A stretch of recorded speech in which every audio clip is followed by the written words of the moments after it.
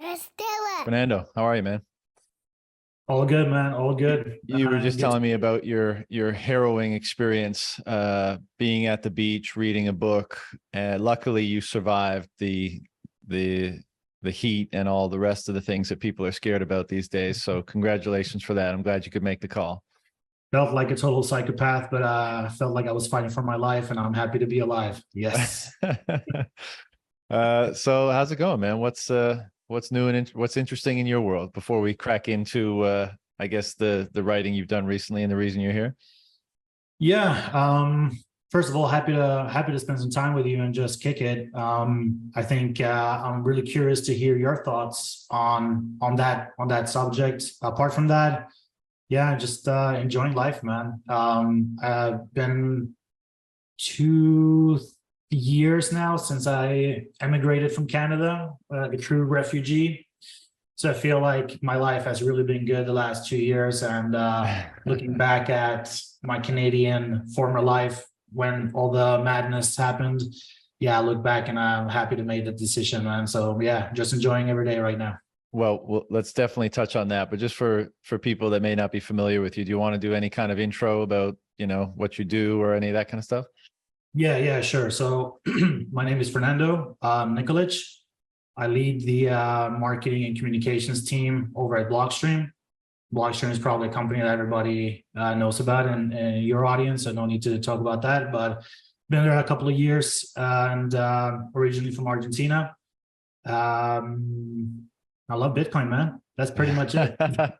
So, I mean, there's been a lot of Bitcoiners that left Canada in the last 2 or 3 years. And I think, well, I haven't met any that regret it. Many still are there, fighting the good fight, I guess, or keeping to themselves and not trying to get in trouble. But what was the motivation for your departure? Clown world. It's just can't really, in a nutshell, it's clown world. I think that you should just go to where you're treated best. I'm I do understand the importance for like patriotism and nationalism. To be honest, I don't think it's all bad. I think it's like a necessary social glue for a community, for society to actually thrive, to have like this cohesion.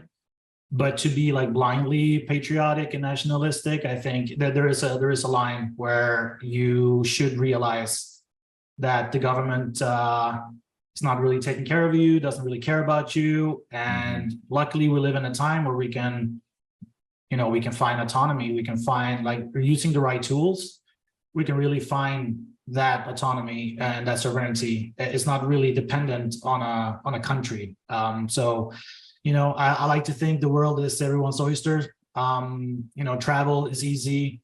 Relocating is easier than before than it has ever been. We have good technology on our side, and you should just go. My family, we are immigrants too. Like, we are originally from Argentina, but I grew up elsewhere. So like, it's kind of like part of our DNA in our family to just go if things aren't working out. Yeah. Yeah, I couldn't agree more with that. It's basically the sovereign individual thesis playing out, and that's a popular book amongst Bitcoin circles. And, I saw recently, out of all the crazy shit that's going on and the things that are falling apart, and I mean, we could spend hours talking about, the missteps or the ridiculous policies of the Biden administration. And I'm not particularly into politics, but one of the themes of that book was that people would seek out places, jurisdictions where they're treated best, where they have more freedom. They would leave the jurisdictions where there's a relative lack of that. And one of the kind of pushbacks that the book asserts or predicts would happen would be traveling would be more difficult, moving around would be more difficult. Now, obviously, the pandemic was an example of that, but it's lifted to some degree.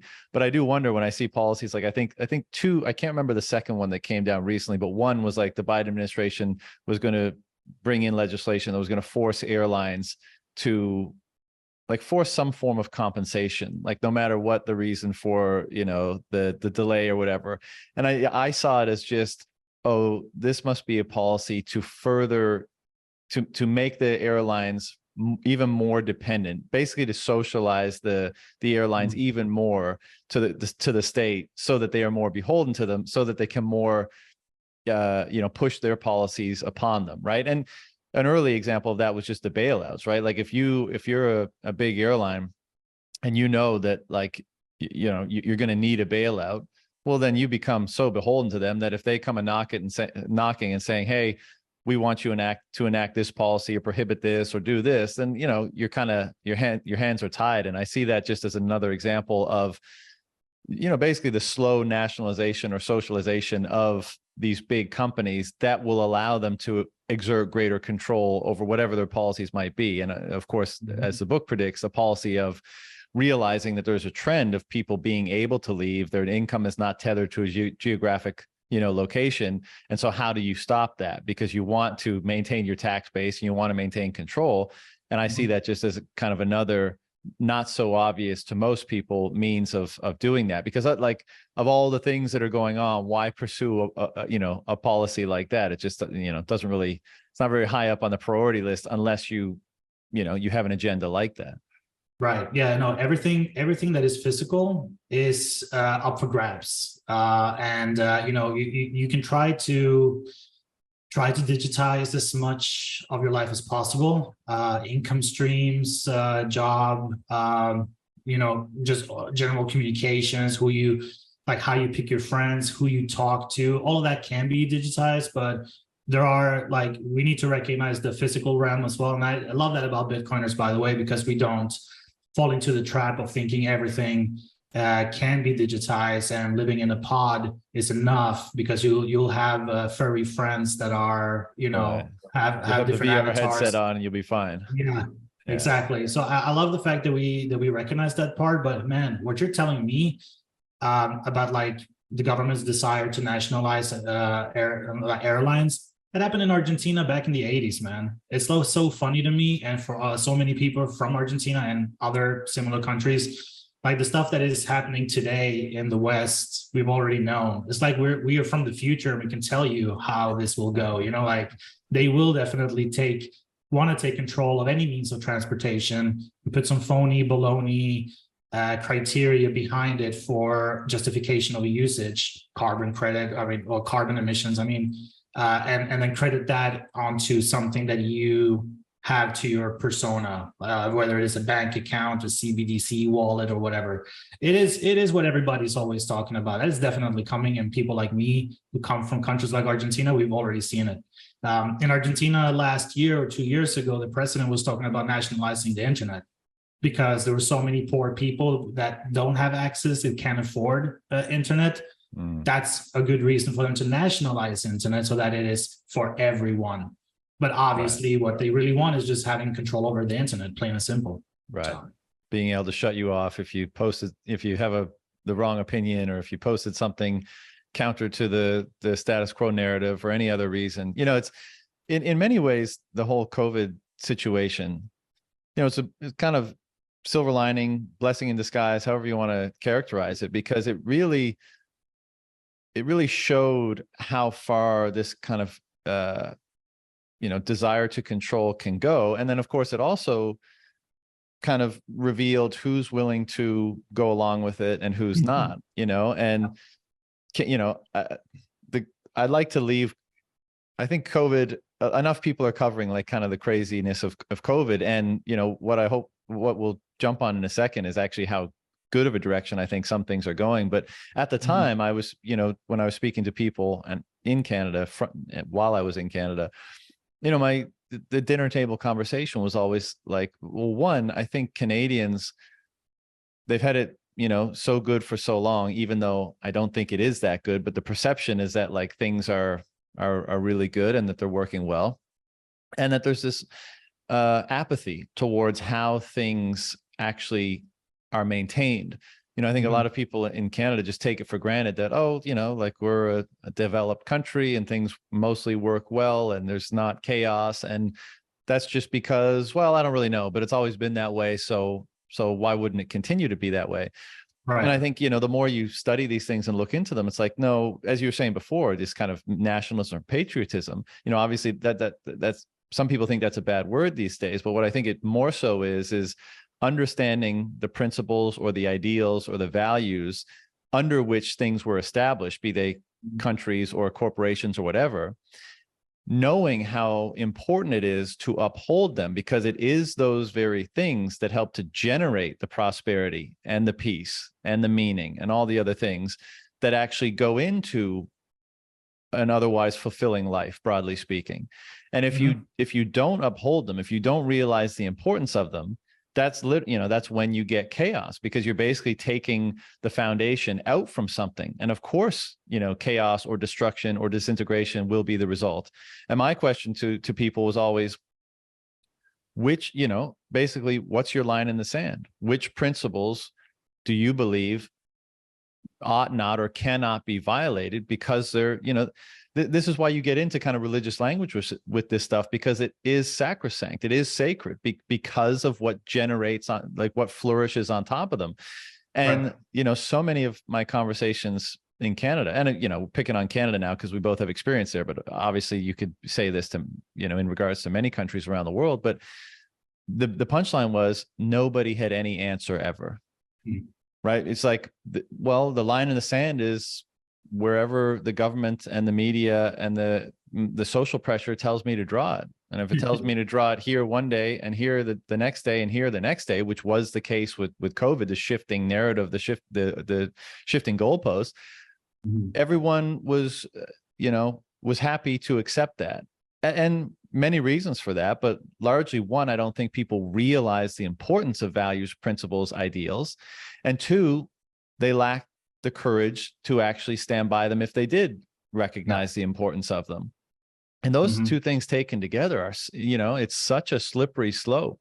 It's such a recipe for disaster. And maybe the disaster doesn't come this week or next month or next year, but that being the state of affairs, where people have such little reverence and appreciation for what actually makes, human interaction and society broadly function and flourish, and what happens when you don't, take the requisite steps to uphold those things, the total lack of appreciation for that is what is really scary. And it's probably what led you to be like, peace, I'm out, and myself and many others, because it's just, you look at a state like that and you think, maybe it's not this time, but I don't see how this doesn't evolve into the very scenario that you were alluding to in your upbringing or the experiences of Argentinians at some point. And it ain't pretty, so it's incumbent upon you, if you want to live a freer, more prosperous, more peaceful life, to seek out the places that, relatively speaking, because nowhere is perfect, but relatively speaking, recognize those things more, or are less further along on the process of that kind of arc of control, let's say. Yeah. Nah, and to add another layer on top of that, because all of that was really good. I think I came, my time spent in Canada was more as an adult, so I didn't really grow up in Canada, so I really don't know too much about the history and stuff. But I can speak for Argentina, and you can compare Argentina and its immigration to the immigration that happened in the United States towards the end of the 19th century, beginning of the 20th century. And people came there to both Argentina and people that are white like me from Argentina, we're all European descendants. People came in boats from Italy, Spain, Russia, all over Europe to Buenos Aires to start over, right? But that because Argentina was a very prosperous place. It was, a free place. You can come and you can make your own life. The same foundations, the same beliefs as the United States was built upon, right? But then when that type of immigration, usually a lot of industrious people come with that way, right? These are immigrants that come to work, that don't come to profit of a welfare state or something like that. They come to work, so they build a country. Now, those are foundations that people remember because they leave a legacy. And that kind of becomes generation after generation, becomes part of the national DNA in a way. But like you said, over time, when that starts disintegrating, what that becomes, it becomes more of a sunk cost fallacy, because people that are still in Canada, I guess, my assumption is at least, they stay in Canada because they still believe in that I don't know, that image, that visual, that symbol of you come to Canada you can be free, you can be successful, and you have opportunities that you wouldn't have. But the thing is, they cling to that. They don't realize that things are different now. And it's a sunk cost fallacy, right? Like they establish their life. It's not that easy for them to pack up and leave because they have kids, they have families, friends, whatever. So it's a sunk cost fallacy on top of the cognitive dissonance that people just ultimately have. It's a weird phenomenon, man. Yeah. And I mean, perhaps another term we could use to describe it all is a form of Stockholm syndrome, like because of that, because of the sunk cost fallacy, because you're so tethered to the system, your income, your retirement, you're so invested in it that when the system disintegrates and when you otherwise, of course, the cognitive dissonance is a problem, but when you otherwise would objectively be able to identify like that things are deteriorating, or at least at a minimum, many things are happening that should not be happening, to put it, simply, your recognition that you can't really do anything about it, or at least you're not willing to take the perhaps large steps to do anything about it, it maybe feeds into that cognitive dissonance, right? It's just, you want to find a reason why, maybe you've assessed it the wrong way, or maybe things aren't that bad, right? And this is the process of kind of turning your captor into a friend, or into a benevolent, being, organization, whatever, because it's too painful to admit to yourself that, no, I'm fully cucked and I can't do anything about it.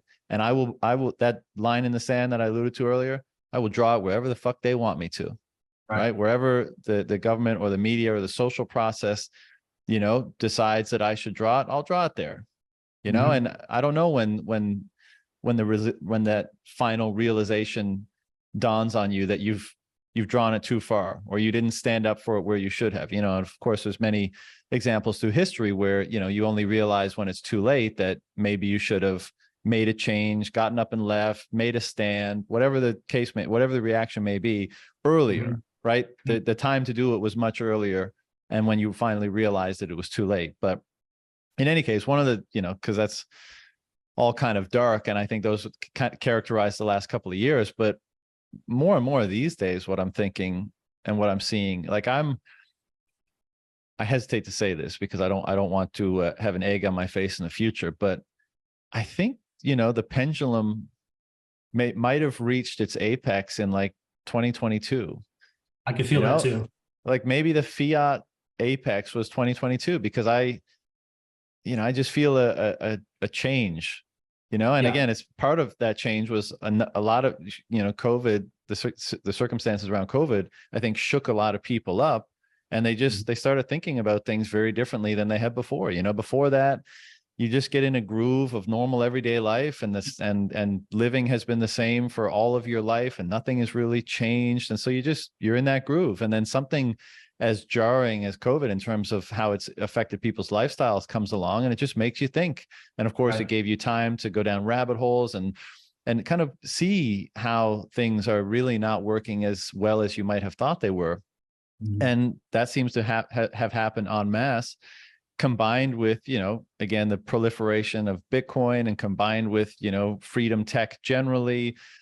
I'm really digging the vibe that's emerging these days, the kind of the reappreciation for maybe so-called traditional values, and personal responsibility and all this kind of stuff. And the general distrust of institutions, which perhaps was, greatly lacking prior to and during COVID. But now, I mean, this may not be the greatest example, but you have this alien thing pop up in the last couple of days, and like nearly everyone's like, it's bullshit. It's just another psyop. Like, and not, it's just another thing they want to distract us with. And, I'm not passing judgment. Maybe it's true, maybe it's not, but the default, opinion in a lot of people these days seems to be like, I don't trust you at all. So absent, a tremendous amount of evidence, I'm not going to trust you now. And I think that's the right way to be currently in society. Like, hopefully we get to a point in the future where we can outsource more of our cognitive load to culture in a manner that we can trust and therefore leverage. But at the moment, with things as they are, I think that's the right approach to say, institutions, be they private or public, have been so untrustworthy that the only rational, initial approach right now is to say, my default is to not trust you. You have to earn it or prove it via a tremendous amount of evidence or whatever else. And so all that taken together, and perhaps more that we can unearth or discuss, I'm super bullish, not just on Bitcoin, but just on the kind of emerging energy vibe culture that's happening right now in the wake of COVID. Yeah, no, me too, man. And I think, to be honest with you, I think we should all really accept the fact that for things to flourish, certain things need to just die and burn down, rot away, cease to exist. There was one like French influencer, Twitter thought leader, whatever. When there was some riots some weeks back in France. I don't know if you caught it, but I think it was like an Algerian kid who got murdered by the police, and that set off like a chain of riots across France. And it was pretty, obviously the news media, they jump on over that. So you see so many images of cars burning, people being beat up and stuff like that, like very grotesque stuff. But this guy, and I can't remember who it was, but he has a pretty big following. So his message really reverberated a lot. And he said, hey, I know that you guys look at the state of France and you're like nationalist, you're French, you're proud of France, and you hate to see France burn like it's burning right now.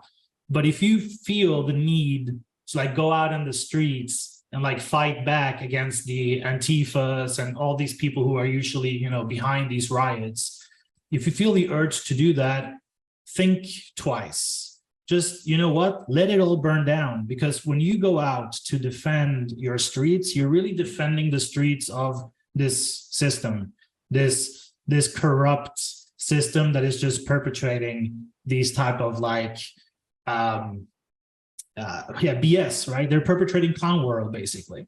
So yes, you are proud of France. You don't want to see France like this, but hey, the best you can do is just sit back, relax, watch it all burn. And then when the ashes are there and we need to raise society again or start all over again, we can do that with these type of parasites out of the way, right? And I think that was like a real, I thought that was deep, because what are you really doing when you're defending whatever it is? You're defending the status quo, essentially. You're defending these games that has been played for so many decades by the political class, thinking that it's a left-wing versus right-wing thing. It's really like a political class versus the citizens. It's up versus down. It's not left versus right. So stop defending that. Just let it burn. Live your life. Enjoy the little things, and then let just these things just progress by itself. I couldn't agree more. And obviously, I think you're using "let it burn" in a metaphorical sense, because I think whenever I see that kind of stuff, the arson, the violence, the vandalism, whatever, even if it's coming from a so-called good place, let's say these people are diagnosing the problem just as you articulated, but that course of action, it's undisciplined. It's indulgent almost, in a sense, because it's saying like, oh, like I'm so mad at how messed up everything is, I'm going to go burn it down. But I mean, maybe that was the only available option in the past, although there's a debate to be had there. But now clearly that's not the most effective route. And as you just said, I mean, I love all the memes that are, basically it's like what the counterculture used to be. And it's like punk rock, Mohawk, that kind of stuff. And what the counterculture is today is like a nice, well-dressed, healthy family going to church, or, having a nice meal together or whatever. And it's so true, right? And isn't it crazy that things have been so inverted that that is countercultural? But to your point, I think that is the right way to push back. It's to do your best to lead a healthy, meaningful life, right? As far as you can determine it, but also to the extent that you can, don't feed into the perpetuation of that very system that you're critical of. And obviously Bitcoin provides us probably the most effective means ever of doing that, because you take your economic capacity out of that system and you funnel it into a different one that doesn't have all those problems, that doesn't have all those systems of control and unfairness and all that kind of stuff. And, it's not the reason why I call the former approach kind of indulgent is because it doesn't happen on as quick of a timeline as you might want, right? Like, you go out on the street, you protest, and you think like that's going to, even it's not going to have that much of an effect, but like kind of the impulse of the emotion is like, well, we go out, have this protest, and it'll catalyze some change, and we'll have this imaginary thing in the future. But it's just, that's never how it works. But if you slowly remove the degree to which you're participating and supporting the system that you're critical of, and simultaneously you're doing your best to build a meaningful, happy life, regardless of all the different systems in the world that you may be critical of, well, how is that not the best approach? Because you're not relying on a particular outcome. You're saying like, I'm going to do what I can today to, have that life that I want and avoid the unethical, immoral, unfair influence that I think the system is having, while simultaneously removing myself from it and taking my energy and placing it elsewhere in a system that I believe is going to be more fair and prosperous and fruitful. And, broadly speaking, I think that's the Bitcoin culture effectively, Exactly. And that's why the Bitcoin culture bleeds into not just finance, it's not just tech and economics and money and finance, but as we all know, it bleeds into all these other areas. And sure, it's like, it's somewhat chaotic itself at times because everyone's trying to recapitulate, like, what is a good diet? What is a good lifestyle? How many kids, where to live, Right. but that's the process of doing just that, figuring out, all right, I've been lied to. I've been conditioned in this fiat system. I've held all these, beliefs or lack thereof that obviously aren't as valid as I thought they were, aren't serving me and my family. Okay, well, what opinions, what beliefs, what, guiding principles, values, ideals should I be using to orient myself in the world and to orient my life and to live my life by? And Right. that seems to, as far as I can tell, that seems to be a huge part of Bitcoin culture, while, promoting the benefits or the virtues of something like Bitcoin and how it can catalyze or accelerate that process. And, again, all that taken together with what's going on now, I'm like, wow. I mean, a great example of this is, would you have imagined in the 2020 election, like presidential candidates really being able to even speak on Bitcoin, let alone wanting to speak to the so-called community? I mean, Right. the Overton window seems to have shifted quite a bit, where now there's several presidential candidates. I mean, DeSantis and Vivek and RFK and, perhaps others that speaking at Bitcoin conferences, doing podcasts and spaces and stuff with Bitcoiners. And, seemingly, I mean, they're all reading from notes to some degree, but they seem to get and are aligned with, why this is an important principle. And of course, it's happening against the backdrop of the specter of CBDCs, which thankfully many of them recognize the dangers of and are critical of. But, all this to just say, I'm liking where things are headed, so whereas during COVID, the general sentiment was like, oh my God, like what the hell is going on? And things are looking pretty dark. Now, and I know there'll be ups and downs, and there's still lots of messed up stuff going on, but directionally, it seems like we're on the up and up, I guess. Yeah, and I think what is good about it is that it is based on just individual sovereignty, right? Like it is individuals building these convictions with themselves and their families, talking it through, and not really getting convinced through being part of a collective or some kind of a ideology or something necessarily. Well, you could argue some Bitcoiners are actually subscribing to that, but I think at the root, there's a personal conviction that you are basing on your own experiences that lead you to think that way. That is the whole thought process, and I guess the decision-making process of doing something as, okay, I'm immigrating, I'm changing my life, I'm doing it. Because you're thinking about you and your family, which is great. And that is kind of like why like libertarians or like more like rights-leaning ideologies always struggle, because we put the individual first. So it's hard for us to really like organize, as well as the collectivist side, which is more socialist and communist or whatever. And they are the ones who have the highest time preferences when it comes to like, oh shit, let's go out and bang something. Let's go out and riot together because I see some people have started. I'm going to join in. It's very like the mob mentality is very, very prominent in those circles. But they're great at organizing as a result of that. Even it is mob rule, and to a certain degree, democracy is as well. That's why these political parties are so good at organizing, and we as Bitcoiners are not. But I think, though, that it is still a stronger change because these like protests, these violence, these outbursts of violence are very short-lived, and they do a lot of damage. But as proper left-leaning people are, they aren't able to think in the second, third, fourth order, right? So they don't think about the repercussions and how a lot of people change their mind about their actions. So left-leaning socialist political parties, like the one that is ruling in Canada and in a lot of places, they don't see the damage that they're doing. But as a result, like you said, there's a healthy counterculture brewing that is slowly recruiting more and more people. And I think that is a healthy way to change things by changing the culture, essentially, and not like forcefully, fuck shit up, destroy things as they think is the way to go. So I'm really liking it. It's I agree with you. I feel the same vibe. I feel the tide changing. But I do think in terms of Bitcoin and like proper adoption, I think a lot of the things that we've been talking about the last 40 minutes now all goes into the same buckets, because I think if you want to convince somebody about Bitcoin, you have to really dig into their personal experiences, their history, where they're at in the world, their situation on a very individual level, and try to like see, hey, does Bitcoin have a place in this person's life?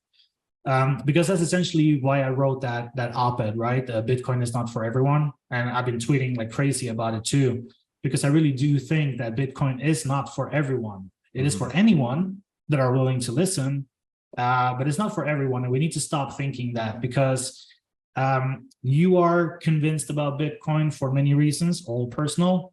I am too.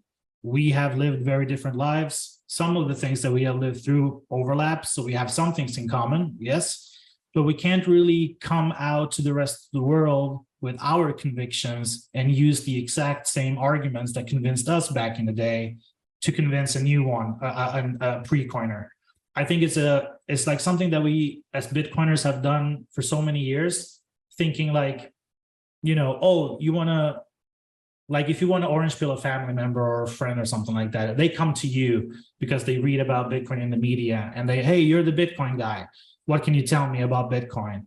And a lot of people, I see people just say, hey, Bitcoin is awesome. It's the shit. Go and read the white paper and then come back to me if you have any follow-up questions. This is like, dude, that is not the way to go at all. Like one person out of 75 are going to be technically inclined to read that and actually have some follow-up questions based on a very, way fewer than that, man. 1 in 75. Yeah, I'm being way too generous.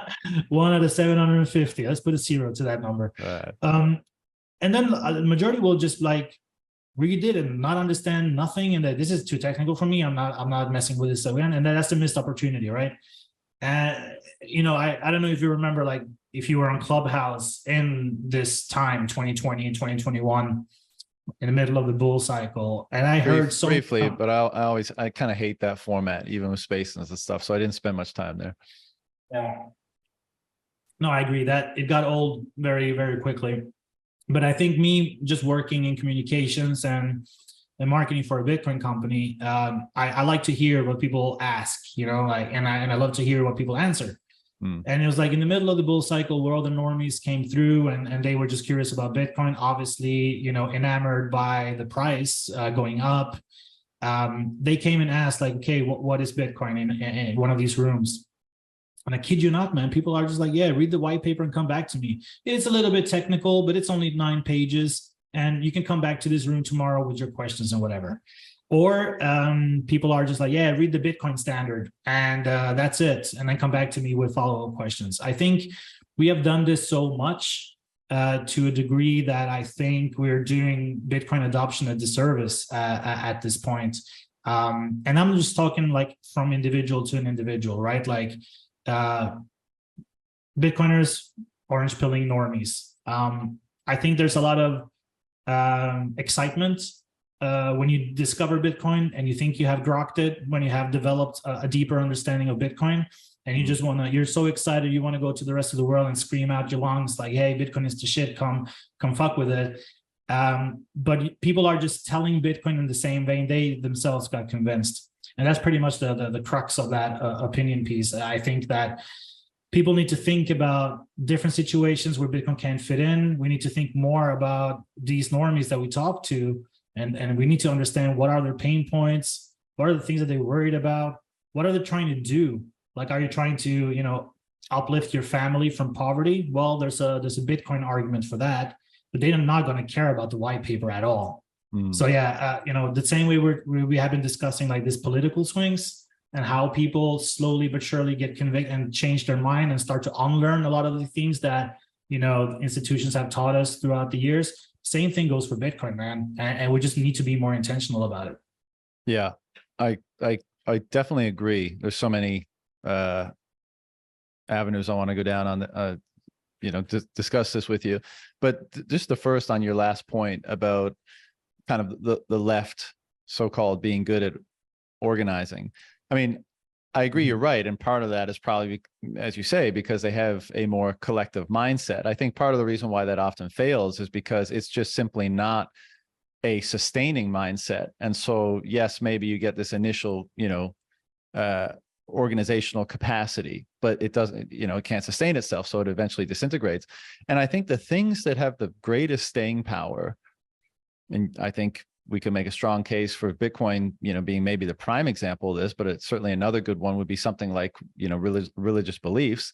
Another one might be the founding principles of a given country like the US, is inspired self-organization, right? And this is actually perfectly related to what we're talking about, because if it's just someone on high saying, do this, do that, or this is good for you, this is not good for you, or let's do this, you know, like it, sure, there's that initial energy, but it dissipates quickly. Whereas if people encounter something that for whatever reason, like whatever its nature is, causes them to see differently, hope differently, aspire differently, whatever, all those things taken together to inspire them, then they don't need the leader. They don't need the person telling them to do whatever. They don't need the group to say, we're all going to go this way, that way, you know, ransack this street, that street, build this institution, because the natural inspiration of them seeing value in that thing will be a guide for their own behavior. And if it's true, quote unquote, enough, if it's legit, then that's going to exert a similar effect on me, on you, on all the other people, which, you know, again, Bitcoin's a perfect example because, you know, one of the mantras is rules without rulers, right? And the reason why, you know, that's kind of able to work above protocol level even, let's say, is because it seems to be, by virtue of what its nature is, and that's a whole nother discussion, but it seems to be inspiring us in a similar way. So we can all, like a lot of us who never would have met or spoken, spending enough time trying to understand Bitcoin and, you know, what its utility may be in our lives, we're probably going to, you know, directionally converge on a lot of things, in, you know, other opinions or philosophies or things like that. And as a result, our actions will seem like they're coordinated, but they're actually just similarly inspired. And again, I think that maybe the hallmark of a deeper or profound truth is the degree of staying power that kind of inspired self-organization actually has, you know. And so, you know, another thing that we could spend hours on is religion and the church or religious institutions. And they're, you know, worthy of criticism and all that kind of stuff. But I think there's an aspect of religious faith beyond the institutions that, by virtue of how it's inspired people, has had a tremendous staying power, right? And I think that lends credence to an argument that suggests there's something about it that's fundamentally true, because otherwise, why would it have such staying power? Right. So all that just to say, I mean, I think, or I totally agree. And it's another reason why, well, it leads into your op-ed and what you're discussing, because I think what you're saying, if I'm hearing you correctly, is you have to find the reason why this thing would inspire someone. What is its relevance to their life? What utility does it have? How does it change their perception of their own future, right? How does it instill a sense of hope? Not just what it might be for me or you. Because again, I think like the same principles may be undergirding it, but by virtue of our different circumstances, it's going to land with a different intensity based on those things, and the different elements of it will land with different intensity. So my, as you said, when you first grok it, you're like, oh my, you come down from the mountain and you want to just grab everyone by the collar and tell everybody, but you soon realize that that's not a very effective strategy, and you don't come off so well.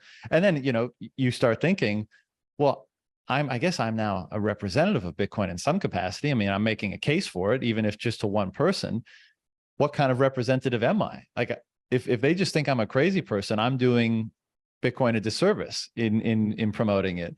And so I think you come to the realization, and I think a lot of people have, is that, the best way to sell it or to inspire others to even be interested in it is to showcase the benefits of your own life. I mean, I say this all the time, but like, how could there be how could there be a better way? Because again, we're talking about that being inspired, right? Because if you just pitch someone Bitcoin, if they come to you, like you said, and you tell them to read the Bitcoin Standard, and they come back, and if they're doing it because you were a particularly good salesperson, have they really adopted it, or are they going to sell the next peak, right? Are they going to convert back to fiat at some point? And I feel like that's like going to be the outcome of a slick sales pitch.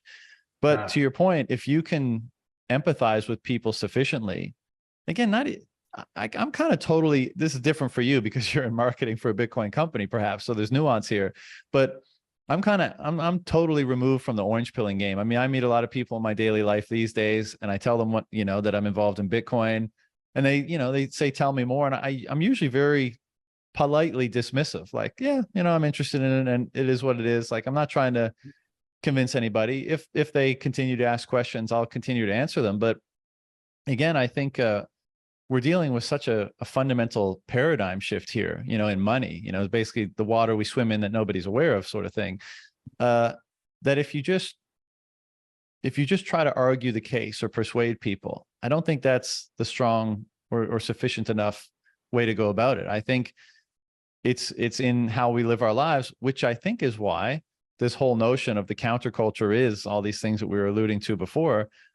Why that's become such a focus for people is because there's a recognition of that. We've all tried to convince people about Bitcoin until we're blue in the face, and like, maybe sometimes it worked, but again, is that a permanent thing, or was that just temporary? And you call your friend up a year later and they're balls deep in shit coins, and they've sold their Bitcoin for fiat and all that kind of stuff. I mean, we all have those examples, right? And so I do think I think your point that Bitcoin is not for everyone, I mean, of course, just kind of objectively it's true, because not everyone's going to be into anything other than the fundamental constituents of life or surviving, let's say. But I think not everyone is ready for that kind of shift. And we should be, sensible or sensitive to that. And go about our proselytizing perhaps in a way that's more embodied than, outwardly expressive or promotional. I mean, religion is a good analogy, to be honest. I appreciate you bringing that up. Like, if you take a look at Christianity, for example, I mean, from 12 apostles to 10% of the Roman Empire in less than 300 years, that's crazy. I mean, that is, imagine if they had Twitter, like, it's insane growth, right? Yeah. But the end of it is like, not everyone bought into Christianity during those 300 years leading up to taking 10% of the Roman Empire, nor did Christianity become the only religion that ever existed. There's a lot of religions that works well for other people in other regions of the world.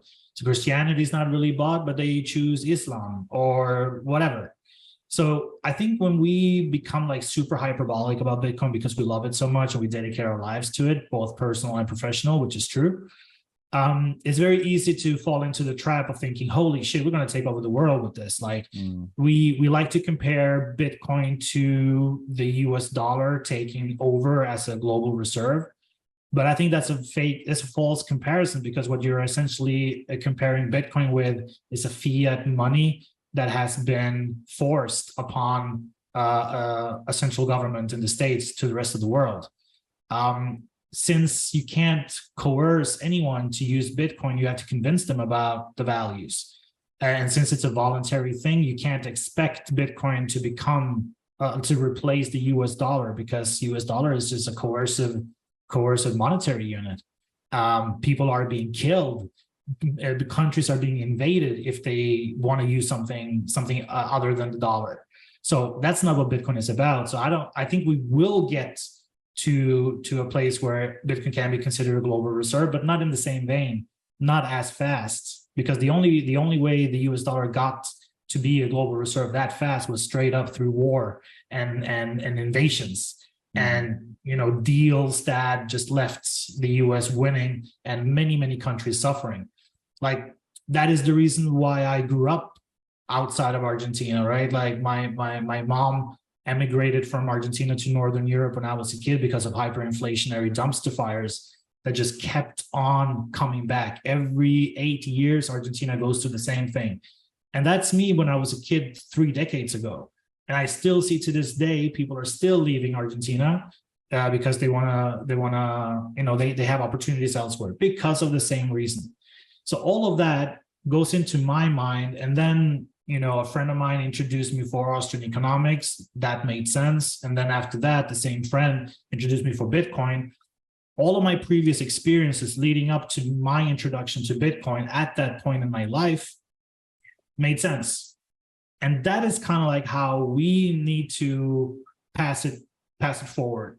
We need to really take into account, like, okay, if I'm trying to orange pill somebody in Namibia, and what do they want? What are they seeking? Do they want to seek opportunity? Do they want to work remotely over the internet? Or do they just want to set up a juice stand on the corner of their neighborhood and be able to accept payments without having to use a bank because they don't have a way to KYC themselves? Okay, if you know all of that information, you already know how you should position Bitcoin for that individual, right? That person's not going to care about the difficulty adjustments on Bitcoin mining. He's not going to care who Adam Back is or any of those things. What can Bitcoin do for this person specifically is how we should be able to talk about Bitcoin that makes sense to drive meaningful adoption. Anything else besides that is basically saying, bro, I got voices in my head and you don't know how loud they are, man. Let me just tell you about these voices in my head. So, I really think that we need to accept that fact and be pragmatic about it. And also realize that we do have people fighting against us. Like recently, a couple of weeks ago, I started a side project that I called Bitcoin Perception. So it's basically me just monitoring the media and how they talk about Bitcoin throughout the mainstream media. And it's very easy to see. You have 3 factions. You have the media outlets that are politically leaning rightwards, who understand Bitcoin, but they understand the part of like the energy, Bitcoin mining, that part of the industry, how that can create jobs, how Bitcoin mining can maybe, stabilize the energy grids. They understand that part. And it's a very blue collar type of way of understanding. So they diffuse that message to their audience. Fox News, they talk about just Bitcoin mining, basically, that's it. And then you have like the Bloombergs, the Fortunes, the financial rags, and they talk about Bitcoin as an investment. They treat it as a stock, as a tech stock. And yeah, it is not the only way to understand Bitcoin, but it's just one variable out of a ton of variables that make Bitcoin true, right? Bitcoin mining is true. Bitcoin as an investment is also true, but it's not the whole picture, right? It's a very small part of it. But hey, that's kind of like the angle that they understand, and that's the angle that their audiences understand. So even though me and you, we have a knee-jerk reaction of saying, no, you shouldn't treat Bitcoin as an investment or a tech stock, for this specific audience, they do. And that's their entry to Bitcoin. And they can develop from that and, develop a deeper understanding, or they can stay there But it's kind of like religion as well. Like some people are attracted to Christianity and then they stop practicing. They grow out of it, they change. Some people never mess with religion, only in a later age it makes sense for them. So I think people can be free to go in and out. And then on the third spectrum is the left-leaning media. You have The Guardian and Time and all of that, and all they can do is talk bad about Bitcoin. They talk bad about like anything happening in El Salvador that is positive. They always find a way to put a negative spin on it. And their audiences who continue to read The Guardian for God knows what reason, I wouldn't understand why, but it appeals to them, right? So it goes to their belief of the world. And you know what? It's okay. Let them be. They will never understand Bitcoin. That's fine. No, Bitcoin is not for everyone. It's just some people are never going to understand it. And I think we shouldn't spend our time trying to convince them, but we should, spend our time convincing those who are ready to listen, essentially. So, okay. So that's kind of your critique, like stop railing against the haters and focus on, people that are at least some degree open-minded. And then to those people, try to be more empathetic to what's actually important to them, right? Yeah.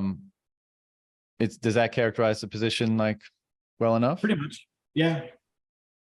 And what would you, so there's no single answer based on that framing, there's no single answer to this question, but how do you go about promoting Bitcoin? Let's say personally, not in your, professional role, but when the opportunities arise, or even as a general thing, how do you think about promoting Bitcoin or being a so-called good Bitcoin citizen, or, contributing in some capacity? How do you think about that? Yeah, I do want to include the business part of it as well, because I do feel like it has a role to play. But yeah, on the personal level, I think that, it's kind of like a job interview. When you want to hire someone, you have some leading questions, and then, depending on their answer, you kind of like know how they think. Or like, I saw a tweet earlier today. It was somebody who said, I went on a date with this guy. It was our 5th date. And the guy told me, oh, I had I think it was like LeBron James' kid had a heart attack or some kind of a cardiac arrest while playing. And he was like, man, I'm seeing so much of that. And the woman who had the tweet said in the tweet that she asked him, oh, so what do you think that? Why do you think this is happening? And the guy said, I don't know, man. And she said in the tweet, like, that answer told me everything I needed to know, right? Like the fact that you can't question what's happening around you, you understand what type of person you're dealing with. Yeah. So that's kind of like what I'm trying to do as well. When people come to me about Bitcoin, I try to like ask them, like, why are you interested in Bitcoin? What caught your attention? Where did you read about Bitcoin? Who were you listening to? And, if the guy said, I don't know, I listened to a John Vallis podcast, I listened to Bitcoin Rapid Fire, that tells me something. But if another guy tell me, well, I heard about Bitcoin through BitBoy, okay, I know where that person is, wow. where that person stands. So you can kind of like start there and then start like digging a little bit with like some preliminary questions, and you understand like what kind of values they have. And sometimes I often say, like, Bitcoin is just not for you. It's like you're in it for like just getting more fiat gains. Okay, fine. There's probably like a investor thesis that I can give you. But that's not what I'm about, so I can't really speak on that. So for that, you're not really, I can't help you, bro. That's kind of like how I'll go about it. But that's like on the individual like way that really doesn't scale. That's very individual, one-on-one, it take a lot of time.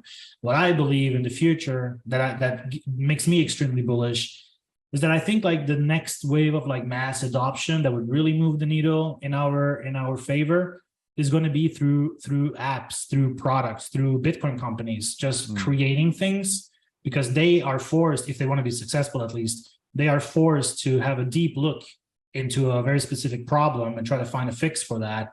And then they can kind of like promote that product saying, hey, if you use this is how it transforms like your life. Like whatever you're trying to do, you will achieve through this. And I think explaining use cases or like value props in that manner of like, just take your phone, do it, and you'll achieve what you have always wanted to do. I think that will drive a lot of adoption. And you know what? You don't necessarily need to get all esoteric about Bitcoin at that point. It's a good enough entry to have somebody be able to just use Bitcoin for whatever, payment processing or just savings technology or whatever. And then let that be a positive touch point that they start with. And then they can like go deeper into the rabbit hole because they had a great experience at the very beginning, you know? Yeah. No, I totally agree. I mean, this is basically an extension, I think, of my approach, which is people are not very persuadable. For some reason, we think they are, but you know, one's perspective and their opinion on things is so deeply ingrained. I mean, it's how you see the world, right? You know, whatever are the predicates of how you see the world, they're deep inside you, and they're not easily shifted because the world is chaotic, the world is scary, and so you use your perspective to make sense of it and control it to some degree, you know. And even still, you know, or perhaps as a result of how people are doing that, there's so much fear and anxiety and despair and all this kind of stuff, because I would make the argument, at least a component of that is that they've established their perspective on false premises or the wrong principles or values or ideals, and it's not serving them in the way that they had hoped. It's not sustaining them in the way they had hoped, and they're suffering the consequences of that. But suffice it to say that apparatus is so deeply ingrained that it's not like you're going to rock up on someone at a coffee shop and be like, let me hit you with this. Because again, Bitcoin is such a paradigm shift. You know, money has sent out all the signals that we've been responding to since we've been, you know, 4 or 5 years, whenever we start to kind of think out and proceed and observe the world. The money has been integral to so many of the things that we look out and see. And we're suggesting you know, an inversion of that, or a paradigm shift there. And we're trying to communicate to people just how significant that's going to be. And of course, people are very, you know, reticent to accept that because it's such a departure from what they're used to. But I do think, to your point, so people aren't very persuadable. But what people always do, you and I and everybody else, whenever we, you know, see another person, we're always like, you know, what do they have that I want? Or like, how are they different from me? And how are they different from me in a positive and a negative way? And maybe you point out the negatives so that you can elevate yourself and be like, oh, I'm so fucking awesome. Or maybe you point out the positives so you can be like, you know, inspire yourself or motivate yourself to achieve something that you want. But we're always doing that, right? We're all peeping Toms when it comes down to it. We're looking at everybody else and being like, what are they doing that I should be doing so I can have a better life and be more proud of myself and whatever. Punchline being, people, like, I think people will look at Bitcoin or Bitcoin and Bitcoiners, and the most powerful thing we can do is just thrive, right? And it's to your point about building all those tools around Bitcoin tech, but everything that kind of flows outward from that, such that we thrive. We thrive as individuals. We thrive as people that are voluntarily associating with each other. We thrive based on greater degrees of freedom, greater degrees of wealth, greater degrees of creativity, greater degrees of innovation and options and all this kind of stuff. And people will look at that and be like, I don't know how that happened, or I don't understand why it's happening, but I do want it, you know? And so I sometimes think, or not sometimes, I think it's the approach that I've just unconsciously kind of defaulted to.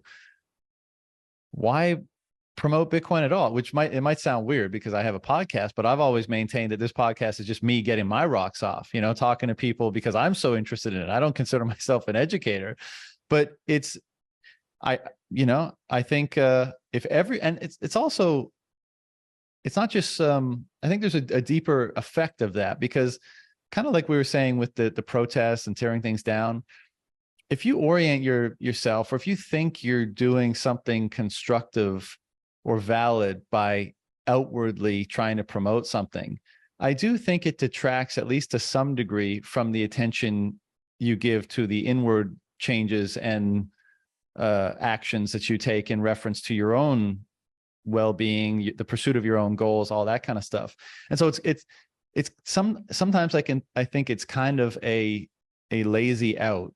It's like, well, instead of doing the hard work myself, whether it's building a business, an app, effectuating, change in myself, my own life, I'm just going to yell out into the void, you know, because that's easier. It's easier to just yell out on Twitter or yell in a social environment or speak to my friends about why Bitcoin is so great. That's easier than me representing the benefits of it and reorienting my life and recapitulating my life around those things.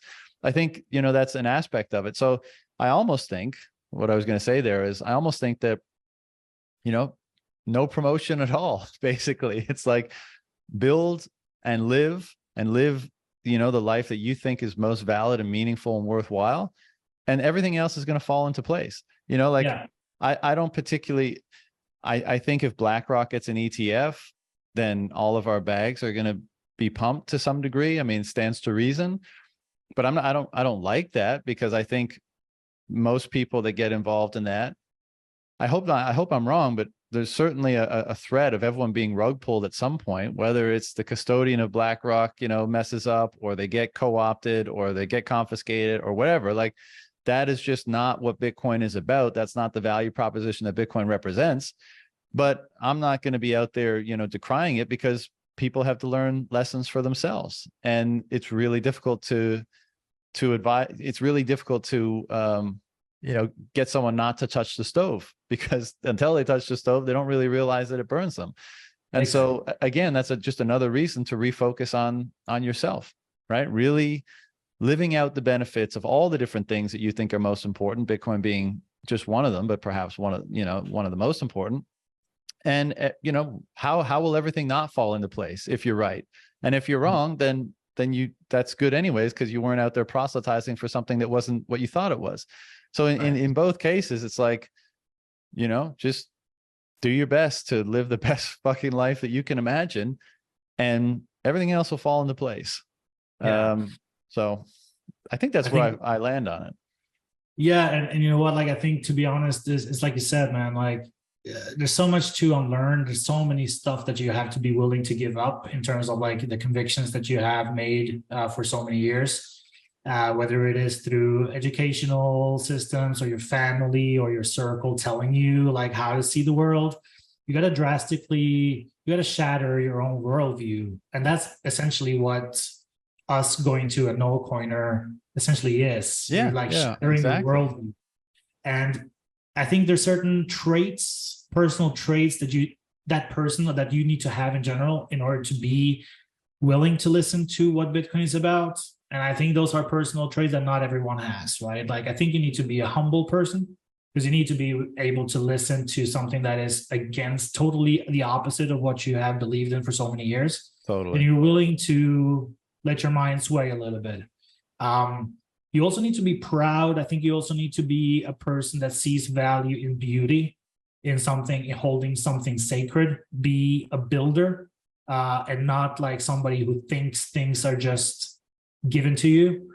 And a lot of people will never get those personal traits. I wouldn't say that a lot of people have. I would say even a minority of people actually care about these things, especially in the age that we live in today. I think it's way easier to, like you said, to take the easy route and be more like reductionists, be like look at things very negatively. Like, I really like what you said. Like, when we meet somebody new, we either we focus on the negative or the positive, right? Like, I think there's a lot of more people just focus on the negative and get triggered by that, versus looking at something positive and being inspired by that. When Jack Mallers went on stage and announced and told his El Salvador story right before Bukele did the announcement of adopting Bitcoin, I got emotional as well. Like, I saw him cry, and I felt it. It. Because for some reason, before even discovering Bitcoin, I became like empathetic to certain things. For me, specifically, it's being a Latin American person and knowing so well what Argentina and other Latin American countries are going through. I felt that with El Salvador, and I believed Jack Mallers when he said that. There's a bunch of people who saw the exact same speech and didn't even blink an eye, didn't really care about it, right? So it's just like there's more than just Bitcoin. There's just other stuff as well that is part of your life, who you are as a person, that just determines your level of being welcome to the idea and the concept of Bitcoin in itself. That's why Bitcoin is not for everyone, man. It's just simple as that. Yeah, I totally agree. And I'll caveat everything I've said thus far by saying, if you're particularly inspired to just be that educator and, be out there doing the Lord's work, as it were, more power to you. I mean, I'm here to represent, what I think is the most valid use of my time. But, for me, it almost seems like, because I've talked to obviously a lot of people on this podcast and a lot of famous Bitcoin people, if you will, because I just talked to a lot of, Bitcoiners out wherever they are, just book themselves in and we have a chat like this. And one of the questions I often ask them is, when did the penny drop? Like, was there a light bulb moment? And sometimes there is, but a lot of times no one can really identify it. They're like, I don't know. It just kind of a slow burn. And then I don't know. I got it someday. And it's, I've basically just accelerated down the rabbit hole ever since, which, you might say is a good case for, it not being really receptive to that, like one persuasive argument, whether it's in a book or in a conversation or whatever. And that being the case, perhaps the efforts are better devoted not to getting people in at the top of the funnel. And this has certainly been my experience, but when in the rabbit hole, enriching the process of going down the rabbit hole. So an example for me is like, when I interact with Bitcoiners, I find those interactions incredibly rich, both, occasionally when I meet with Bitcoiners, they walk away and, they're like, wow, thanks. Like that conversation really broadened my perspective and, it's very useful. And likewise for me, when I'm hanging out, like I'll be listening or be in conversation and I'll get a tremendous amount from it, whether it's around Bitcoin or anything else, as we've been saying, and brought more broadly in life. And it may, is the time and the energy that you commit to, broadly speaking, promoting Bitcoin, maybe it's better directed at people that already get it, but just expanding the degree or the ways in which they understand it, because perhaps the top of the funnel is just too much energy for too little reward. The ROI is not great, but for people that are already down there and I think a lot of people intuitively or explicitly recognize this, because so many people love to go to a conference, mix it up with Bitcoiners, learn, share, express, all this kind of stuff. And I think that's the the cultural cyclone, if you will, that really it's part of continuing to broaden this thing out, right? Because when the culture is just, hey, the state's really fucked up money and we're a bunch of libertarians and we don't think that's right. I mean, yeah, I'm receptive to that, and you may be as well, but most people aren't. Right. But if it becomes, oh, it's not just about that, because think about how many things money affects and how much the redistribution of wealth affects so many things, the institutions, architecture, medicine, fitness, families, religion, all this kind of stuff. It's all wrapped up together. And once that becomes elucidated, and it becomes elucidated through those interactions with people that get it, trying to understand just how expansive it is, then that becomes the surface area that now attracts that person who is never going to be interested in libertarian ideology, but they're very interested in the brutalist architecture that seems to prevail in the world today, and why we don't have something like, Vienna in the 1600s or something. And so again, what's the best way to foster that? It seemingly not trying to bring outsiders in, but trying to cultivate and refine insiders, people that have already found their way by whatever means into this place.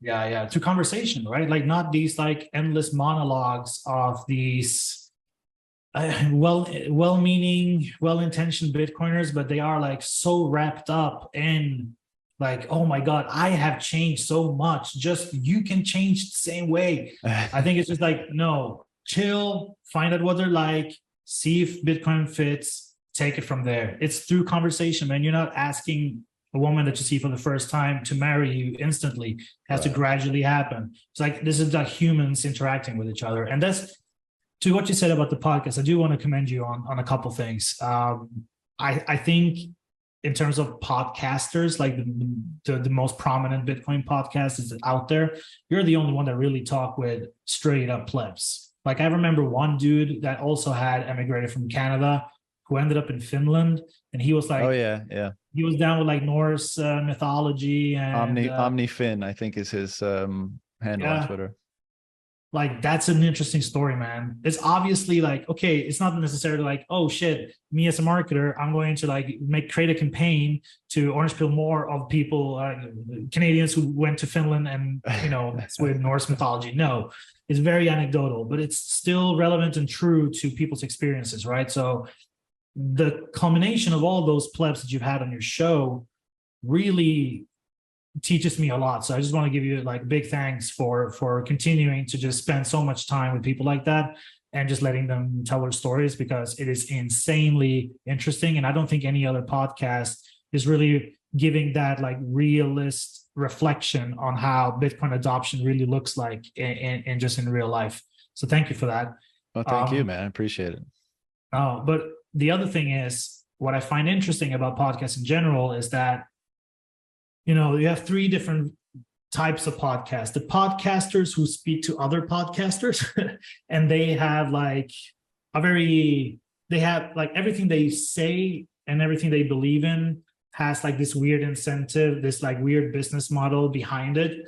Because the more they talk about Bitcoin, the more followers they get, the more followers they get, the more sponsors they can get, the more money they can create, and so on. Mm-hmm.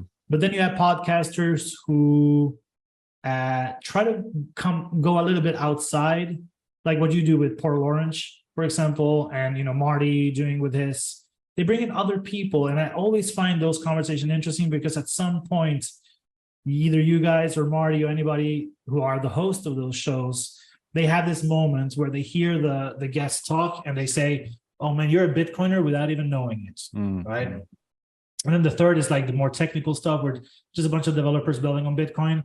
But none of them really have an ear to real life users, honestly. I mean, I'm taking a little dig at developers right now, but it's a very common thing that developers don't really care about user experience. They just like, they have their own beliefs. They believe something needs to be built, and their beliefs is not really rooted in like real use cases.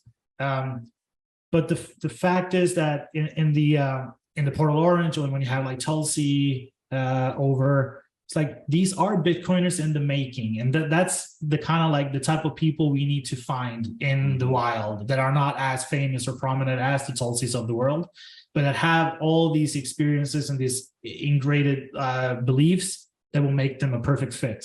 So I really, it's really interesting to see how those conversations sound like, and plebs need to be heard, man. We can't these monologues. You know, it's not out of some altruistic anything from my perspective. I just, you know, I'm friends with a lot of the so-called, you know, famous or influential Bitcoiners, but, you know, as you say, they're interviewed like 5 times a week, each one of them, you know, so I don't have I think I have a bit of a different conversation. You know, we all have different conversations with different people. So, you know, I still enjoy a conversation with those people, but my natural curiosity is dialed down at least a bit because I know the shtick already.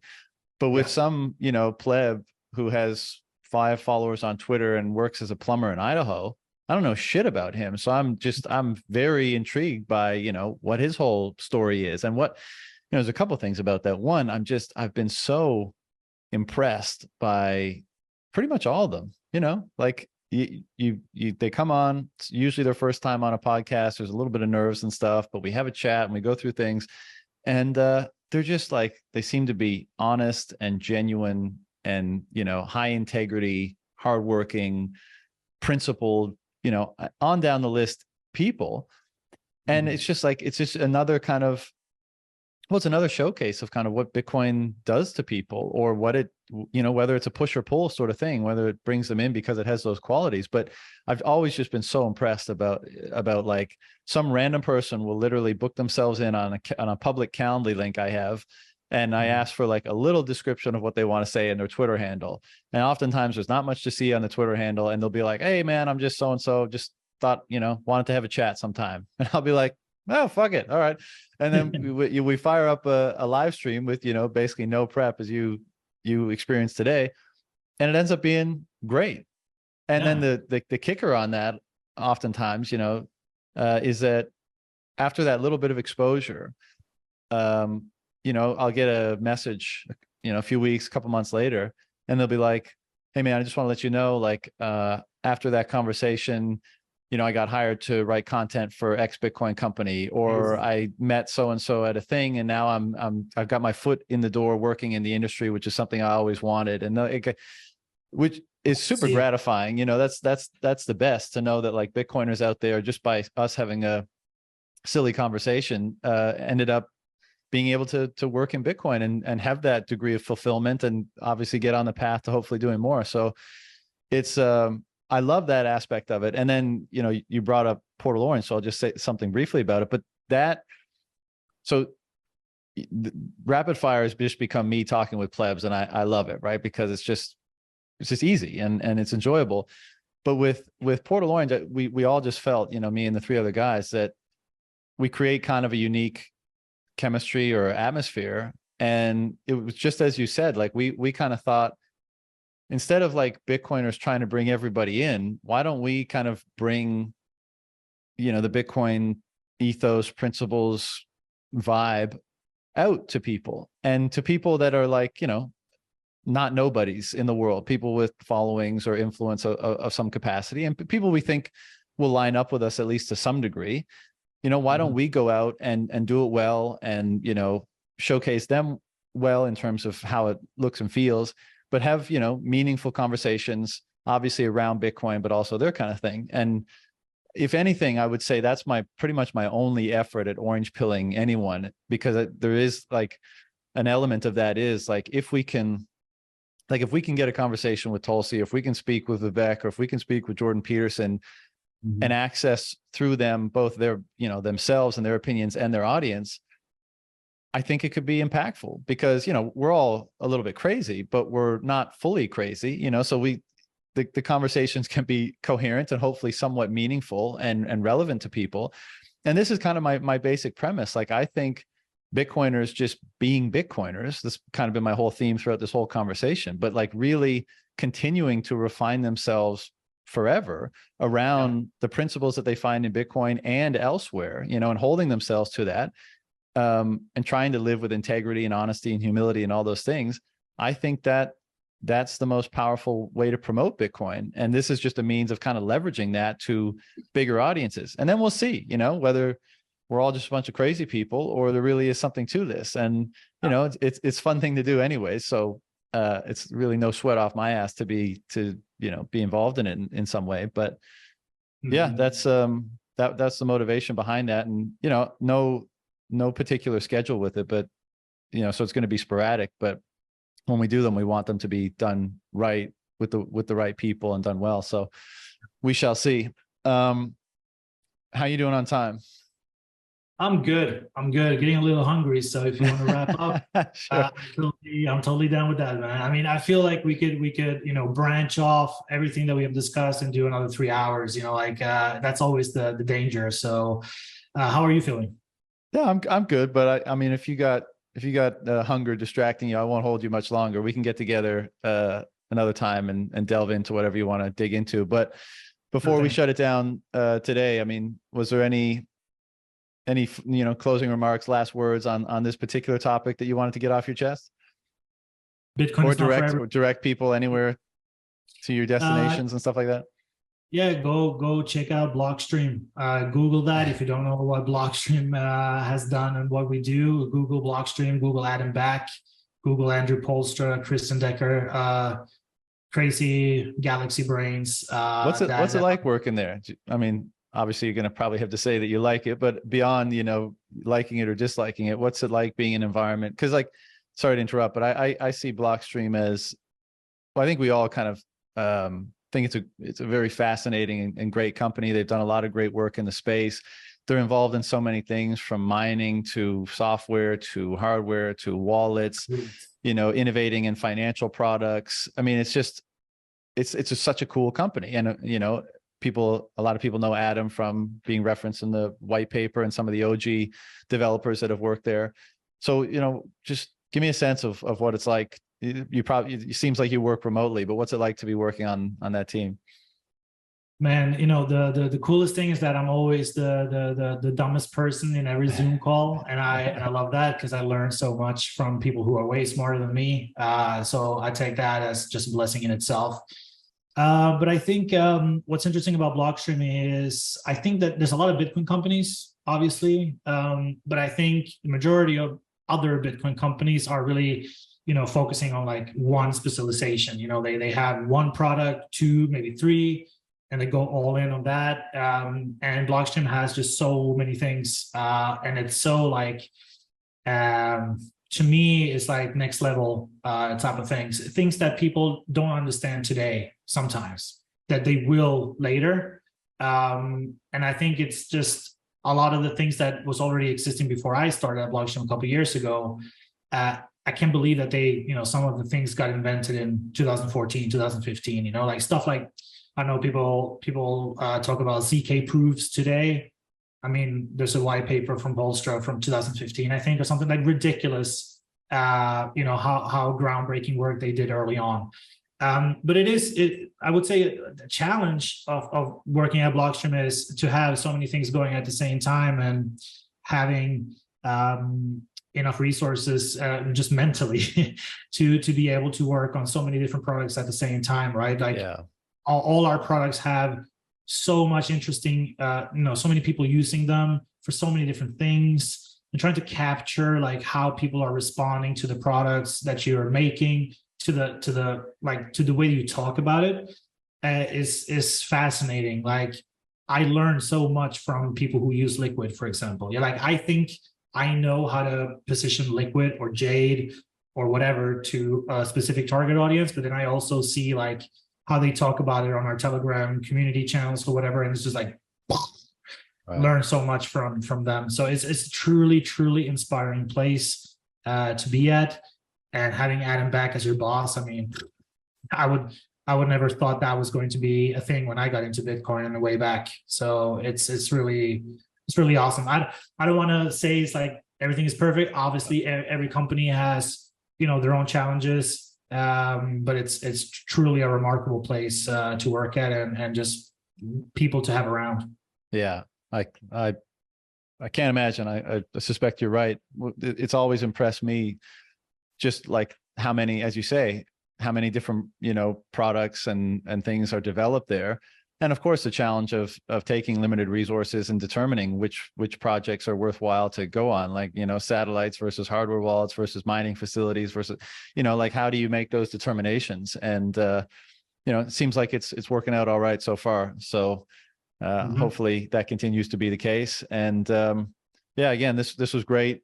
As you said, we can probably go for longer. So let's do another one in 6 to 12 months or something like that, when we've got more to talk about, and we'll fire it up again then.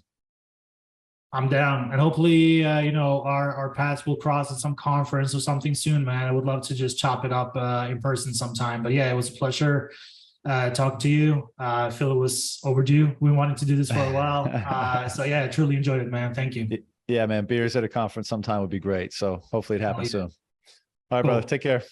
All right, man. You too. Bye. Yeah.